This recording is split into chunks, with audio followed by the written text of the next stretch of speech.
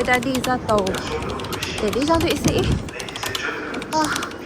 Quá là nhiều đồ.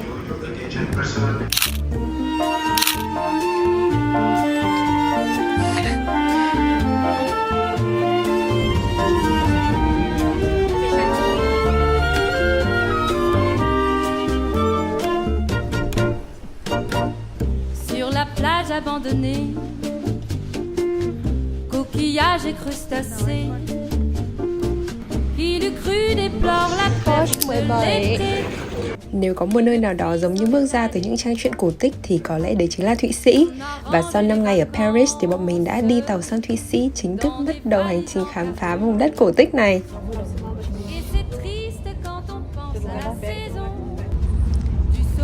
Lấp lánh Macron từ mông mát.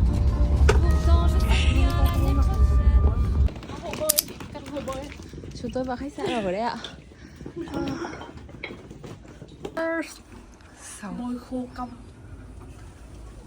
Chúng tôi đang đến khách sạn ở đây để xem căn phòng này sẽ trông như thế nào. Ở khách sạn. Ôi trời ơi, tôi nhớ quá. Yes.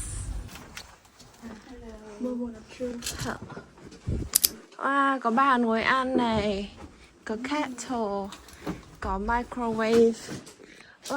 Rộng phết này. Mọi người có nhìn thấy room tour không? Đây đây. Ai.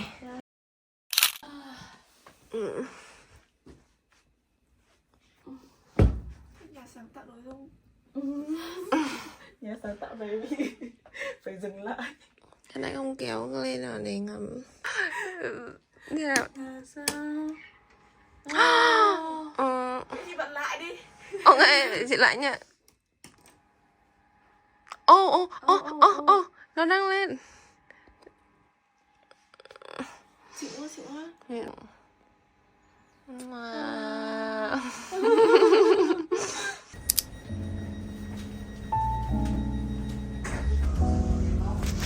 Sáng ngày hôm sau thì bọn mình đi tàu từ Geneva đến Bienne. Bienne là thủ đô của Thụy Sĩ và đây cũng là nơi bọn mình sẽ ở trong những ngày tiếp theo. Phương tiện công cộng ở Thụy Sĩ thì rất là tiện, thế nhưng mà phải nói là rất là đắt luôn. Bọn mình thì ở thời điểm đi vẫn là dưới 25 tuổi, thế là nó có một cái vé dành cho nhóm dưới 4 người và tất cả mọi người đều dưới 25 tuổi thì sẽ được một cái promotion siêu rẻ luôn. Cái này mọi người có thể search ở trên mạng nhá. Này cô em, bầu không khí Thụy Sĩ có gì khác không? Muốn làm bò ở Thụy Sĩ không? Nếu được chọn làm bò ở Thụy Sĩ. Tập cơ tiếng bò rồi đấy. Đẹp ca. Nhưng chúng tôi đang ở Blouse.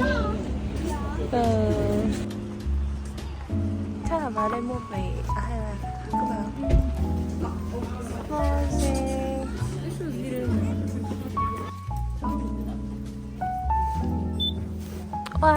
Đẩy tôi đi.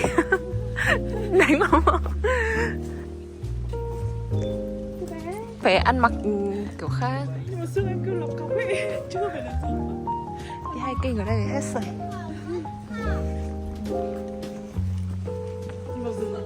Into the good, into the good, into the end. Hòa mình vào thiên nhiên nào.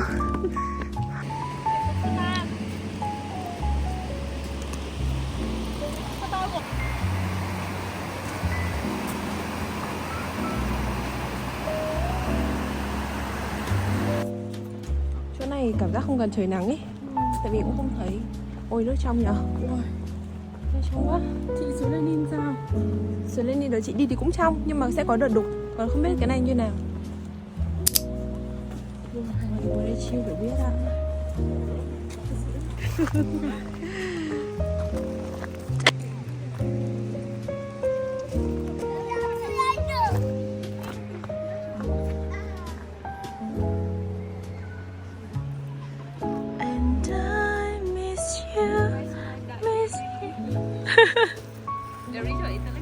Đúng rồi. Nhưng mà đã gặp lại cá bơi tung tăng.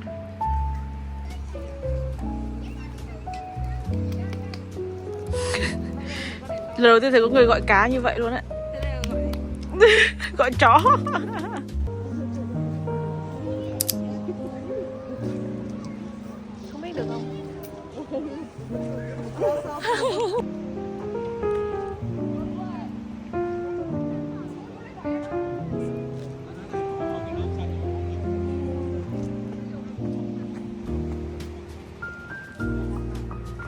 hai cô em. Hôm đấy cũng đã mất đến 2-3 tiếng thời gian di chuyển ở trên tàu rồi, nên cả ngày tính ra bọn mình chỉ đi được đúng có một điểm thôi. Sau đấy là bọn mình lại quay về Biên để lấy hành lý. Sáng thì bọn mình có gửi ở một cái chỗ gửi hành lý, thế nên là giờ về lấy, sau đấy là về Airbnb để check in thôi. Bọn mình về đến nơi loay hoay đến được cái chỗ Airbnb thì trời cũng đã tối om, kiểu tháng 10 rồi, thế là trời bắt đầu tối sớm. Lúc đấy mình nhớ là 7 giờ, nhưng mà cái thành phố đấy họ cũng không có đèn đường ấy, thế là tối om bọn mình đi tìm mãi mới đến được nơi, xong gọi ông host xuống đón. Thì cái căn của bọn mình nó lại là ở trên kiểu như tầng 3 ấy, thế nhưng mà nó là một khu biệt lập so với cái nhà của ông ấy. Thế là trời đất ơi, ba đứa, hai cái vali to đùng bọn mình, xong ông ấy cũng phải giúp bọn mình khiêng lên ấy. Trời ơi, cái đoạn đấy nó cũng gian nan lắm. Tưởng tim ngừng đập vài giây rồi. Ôi, thật là dã man. Nhưng nhà này nhiều mũi nên ông ấy phải ấy đun để nhập khói đun. Bật cái ấy thiếu tinh dầu. Nhà to ghê. Where is kitchen? Yeah. Okay.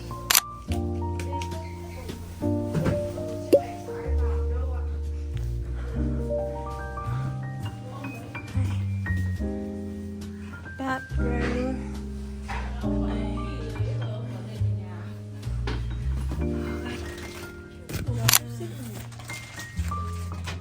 Và trên này cũng có gia vị nữa.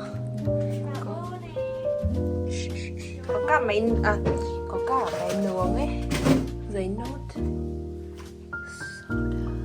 Đây là gì hả chị?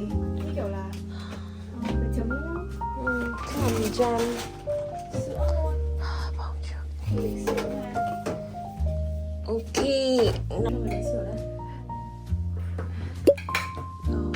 Nhìn bữa ăn đây thôi nhưng lại rất ngon. Rất là thèm mì. Ui, mì được nhiều nhỉ? Nhiều lắm.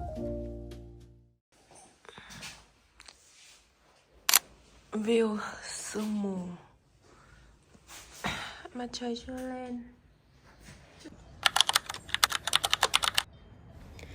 Good morning, đây là buổi sáng đầu tiên của bọn mình ở Biên. Hôm qua đến muộn quá, cũng chỉ kịp check-in xong nghỉ ngơi thôi. Sáng nay ngủ dậy nhìn ra bên ngoài mới bị choáng luôn, tại vì cái view quá là đẹp. Đây này, cỗ xe bí ngô này. Xung quanh bọn mình là núi rừng. Xong rồi hôm nay dậy sớm nữa, thế là kiểu sương mù bao phủ xung quanh, cái bầu không khí trong lành thích cực.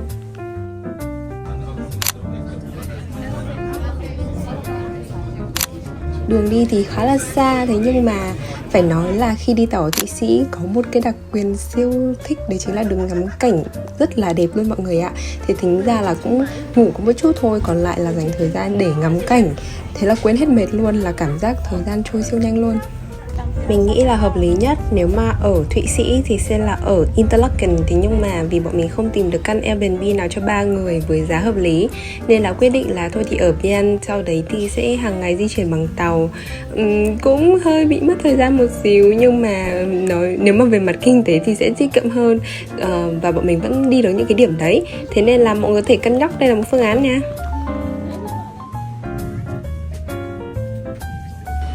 Chúng tôi đang lên chuyến tàu đi Interlaken.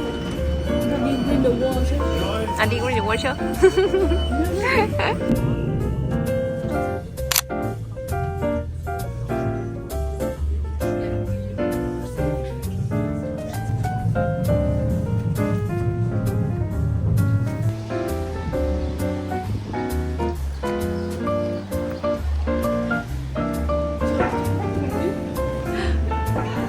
Một dải mây thôi mà. Wow, một dải mây.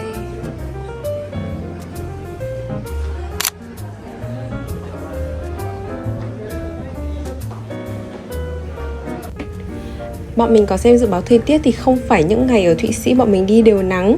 Thế nên tranh thủ hôm nay trời đẹp, bọn mình sẽ đi Grindelwald và Interlaken luôn. Phải nói là thiên nhiên ở Thụy Sĩ quá là đẹp luôn ấy. Lúc nào bọn mình cũng vừa đi vừa trầm trồ, xong rồi lại phải dừng lại chụp ảnh, tại vì không muốn bỏ lỡ một cái góc nào.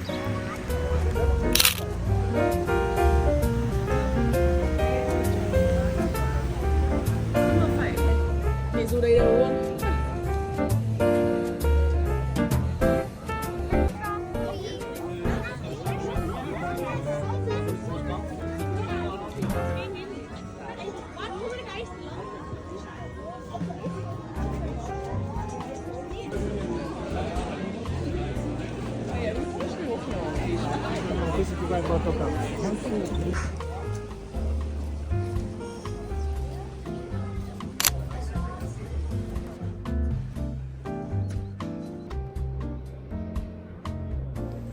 Nếu mà bạn nào muốn leo đỉnh núi Jungfrau thì từ Grindelwald sẽ là nơi bắt đầu. Thế nhưng mà tại vì bọn mình chỉ có một buổi chiều để đi những cái điểm này thôi, thế nên nếu mà lên đỉnh núi thì sẽ không có thời gian đi Interlaken nữa. Thế nên là cũng rất mong là lần sau nếu mà có cơ hội thì sẽ được quay lại đây để chinh phục nóc nhà của châu Âu nha.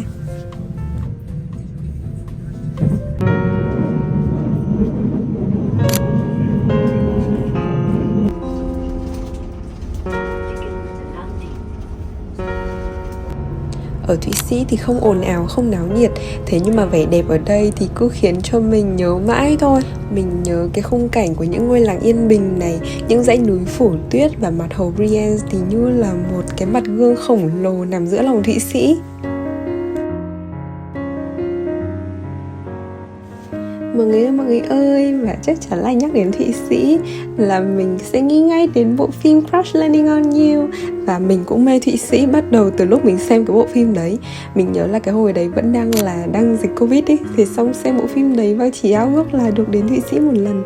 Và không thể ngờ được là hôm nay mình đã đến được đây. Và mình đến tham quan cái cây cầu mà đại úy đã ngồi chơi piano ở đây ấy. Trời ơi, không thể ngờ được, đúng kiểu dream come true ấy. 5 franc. Và đây cũng là một ngôi làng nữa mà bọn mình tham quan trong ngày hôm nay. Xung quanh đây thì mình có tìm được một vài góc rất là vắng. Và bọn mình cũng đi loanh quanh ở đây để chụp ảnh. Ở đây thì những cái khu vắng vắng đấy thì đa số chỉ là nhà này. Và cũng có một vài là kiểu Airbnb nữa. Thế nên là không đông người đâu, rất là vắng. Bọn mình cứ đi lang thang này, xong rồi vừa đi vừa nghe nhạc phim Crash Landing on You và chụp ảnh cho nhau.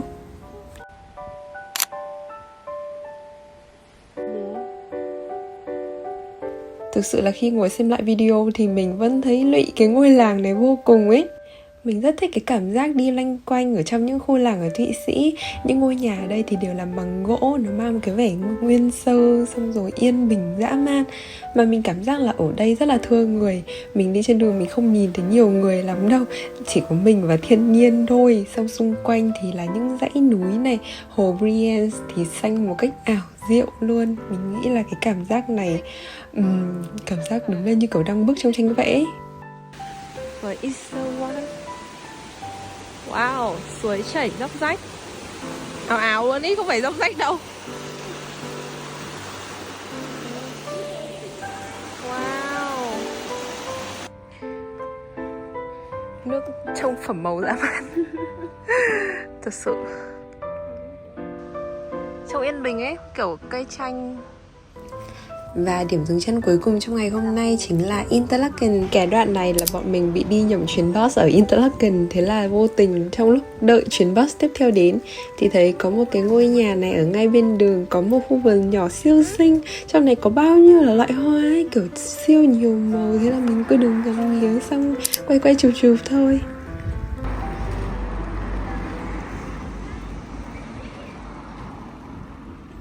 Bây giờ chúng mình đang đi ở trung tâm Interlaken để đi tìm hàng Lindt sô-cô-la.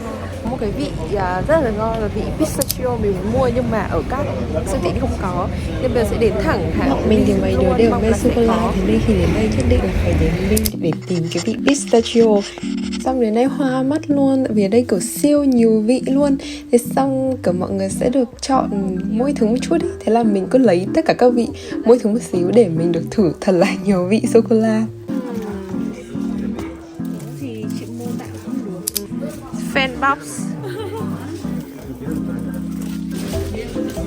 Ở đây sẽ có cái để chọn vị như thế này thì sẽ mix được nhiều vị với nhau. Ví dụ như cheesecake này, tiramisu này. Ở Thụy Sĩ thì còn nổi tiếng với cả một cái bộ môn nữa chính là nhảy dù.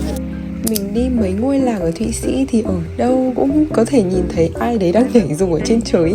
Nghe cả buồn cười đúng không? Nhưng mà thật đấy, kiểu ở đây mọi người mình nhớ là sẽ khoảng tầm hình như 200 franc gì đấy trong một lần nhảy dù thì phải. Nhưng mà mình nghĩ là trải nghiệm này cũng rất là đáng đấy. Mình thì hơi nhát chết với cả cũng không có nhiều thời gian lắm nên cũng chưa cân nhắc. Nhưng mà nếu mà có lần sau thì cũng đáng suy nghĩ ha. nhảy khắp nơi luôn ấy. Kiểu ngẩng lên trời và thấy phải 6-7 người đang nhảy dù ở đây.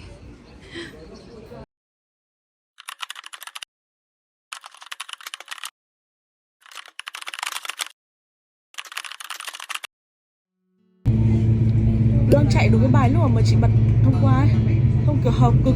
Bài gì? Cái bài lúc mà chị bật hôm qua. Crash Landing on You.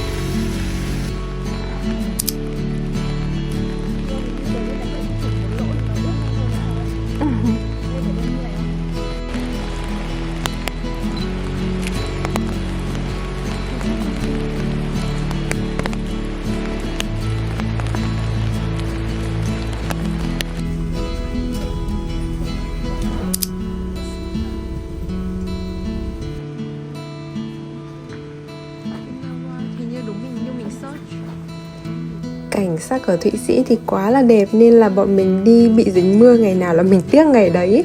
Thế nhưng mà biết sao được, nắng mưa là chuyện của trời. Thế là hôm nay bọn mình bị dính mưa nguyên ngày luôn, mà còn là mưa rào nữa. Sau đấy bọn mình di chuyển bằng cáp treo lên núi. Trên này thì cũng có hostel, cũng có quán cà phê, mà trời thì mưa rào cũng không thể đi chơi được. Thế nên là thôi bọn mình vào đây ngồi uống hot chocolate, thế xong ngắm cảnh, ngắm trời mưa thôi. Lẽ ra là có thể ngắm cảnh nhưng vì quá mưa nên về cơ bản là không thể đi nữa. Okay, thank you. Have a nice day.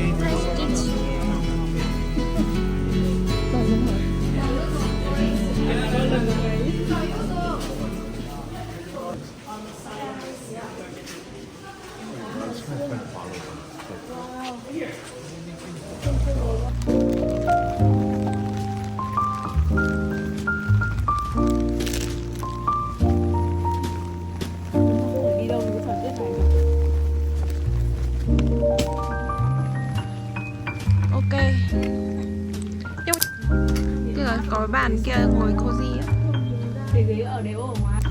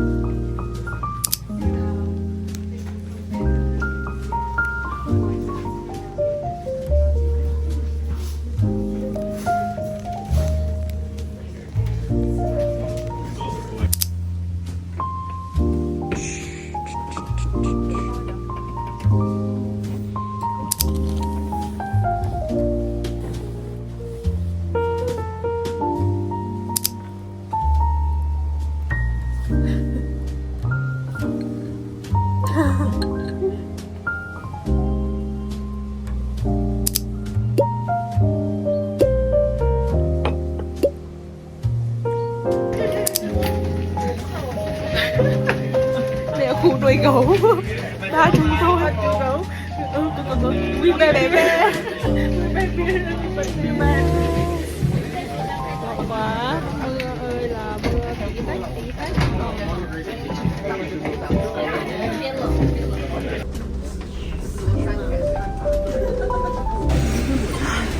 Sau khi đợi 30 phút rồi thì sẽ đầu lên bus. Bọn mình ở Biên nhưng mà thực ra cũng không có thời gian để đi chơi cái thành phố này kỹ lắm, vì cứ mãi đi những cái nơi khác ấy. Hôm nay trời cũng mưa, cũng không đi chơi được đâu nên là quyết định về City Center sớm, đi một vòng loanh quanh, tại vì ngày mai là bọn mình đã phải rời khỏi Thụy Sĩ rồi.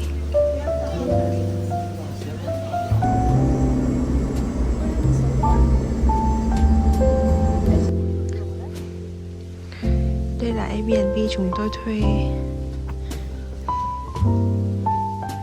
Hi. Hello.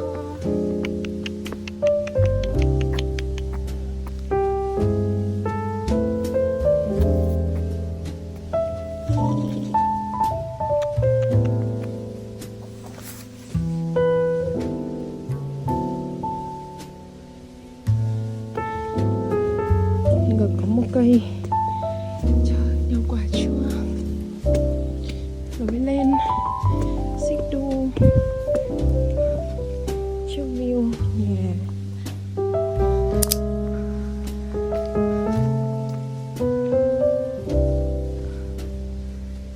Căn chúng tôi ở.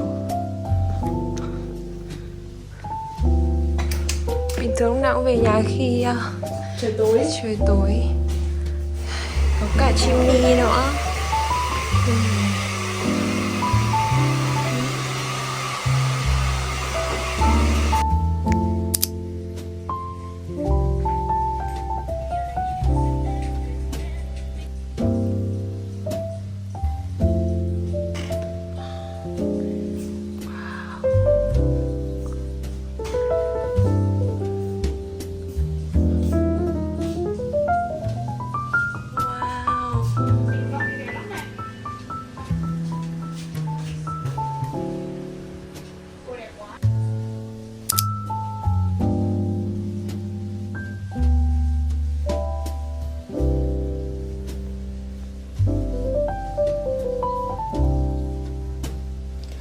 Mọi người cũng biết rồi, đây là đồ ăn ở Thụy Sĩ siêu đắt, mà không chỉ đồ ăn đâu, cái gì ở Thụy Sĩ cũng rất là đắt đỏ. Thế nên là trong mấy ngày đi chơi, bọn mình đa số là sẽ đi siêu thị về nhà nấu ăn. Xúc xích này là vừa làm, mì này là mì pasta tươi, trứng là trứng gà nuôi ở ngoài vườn đó.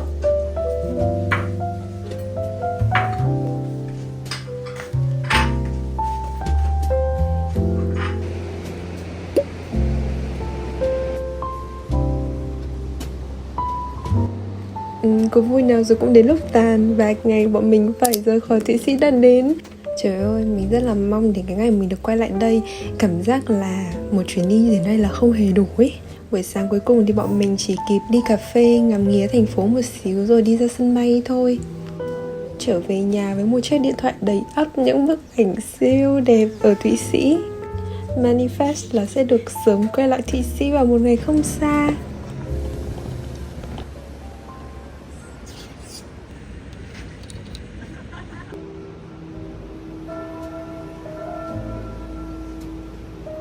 Cảm ơn mọi người đã đi cùng mình chuyến đi này. Mong sớm được gặp lại mọi người nha. Hẹn mọi người những video tiếp theo nhé. Bye bye.